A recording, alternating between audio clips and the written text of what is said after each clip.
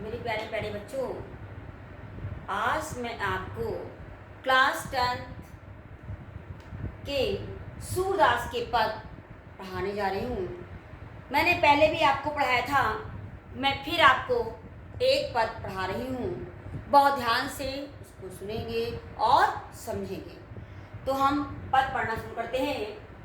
निर्गुण कौन देश को वासी, मधुकर कही समुझाई सौह दे, बूझत साच नहासी।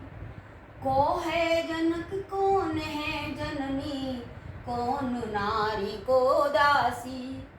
कैसे बरन बेस है कैसो, की रस को अभिलाषी।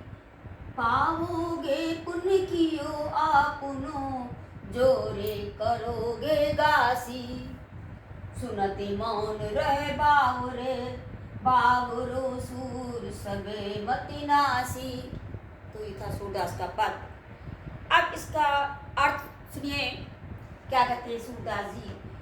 सूरदास का पद है और उद्धव जब वहाँ पर जाते हैं ब्रज में, तो गोपियाँ उनसे प्रश्न करती हैं या उनसे पूछती हैं, क्योंकि जब उद्धव जाते हैं तो वो कहते हैं कि तुम लोग निर्गुण ब्रह्म की उपासना करो, सगुण को छोड़कर निर्गुण ब्रह्म की उपासना करो। तो गोपियों को बड़ा गुस्सा आता है, वो नाराज जाती हैं और उनसे प्रश्न करने लगती हैं। क्या कहती हैं, देखिए। निर्गुण कौन देश को वासी। गोपियाँ उद्धव से कहती हैं, आप बार बार कह रहे हैं निर्गुण की उपासना कीजिए, निर्गुण की उपासना कीजिए। तो अच्छा, अभी आप मेरी बात का उत्तर दीजिए। निर्गुण जो तुम्हारा है वो किस देश का रहने वाला है? पूछती है वो किस देश का रहने वाला है। फिर कहती है, मधुकर कही समझाए सौह दे, बूझत साच नहासी। कहती सच सच बताना, झूठ मत बोलना। मैं तुमसे जो भी प्रश्न करती हूँ उसका जो आंसर है, जो उत्तर है, वो सोच समझ कर ठीक ठाक देना। फिर कहती है, को है जनक कौन है जननी, कौन नारी को दासी। कहती है, बताओ पहले कौन जनक है, कौन उसका पिता है, कौन उसकी माता है, कौन उसकी पत्नी है और कौन उसकी दासी।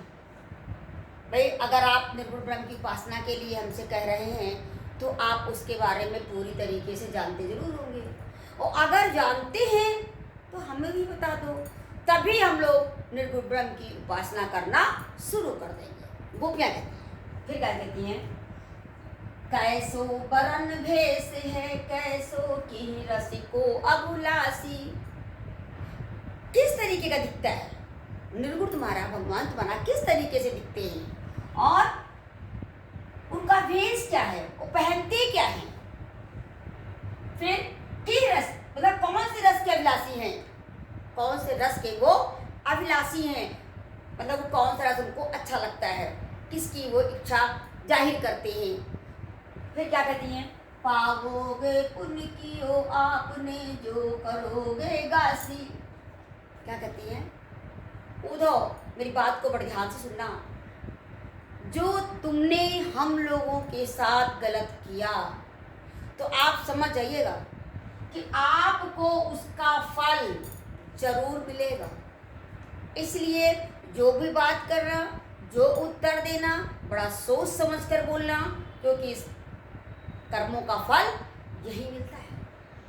अब जब गोपियों ने उद्धव से ये बात कही तो आप देखिए, सुनत मौन रह बावरो। सुनते ही गोपियों की बात को उद्धव जी मौन हो गए। क्यों मौन हो गए? क्योंकि उनके पास उनकी बातों का कोई उत्तर नहीं था। सूर सबे मति नासी, और उनका दिमाग बिल्कुल समाप्त हो गया, या कह लीजिए नष्ट हो गया, या बुद्धि उनकी नष्ट हो गई। किसकी बातों को सुनकर? गोपियों की बातों को सुनकर। क्योंकि गोपियाँ निर्गुण ब्रह्म की उपासना करना नहीं चाहती थी, क्योंकि वो सगुण की उपासना करती थी।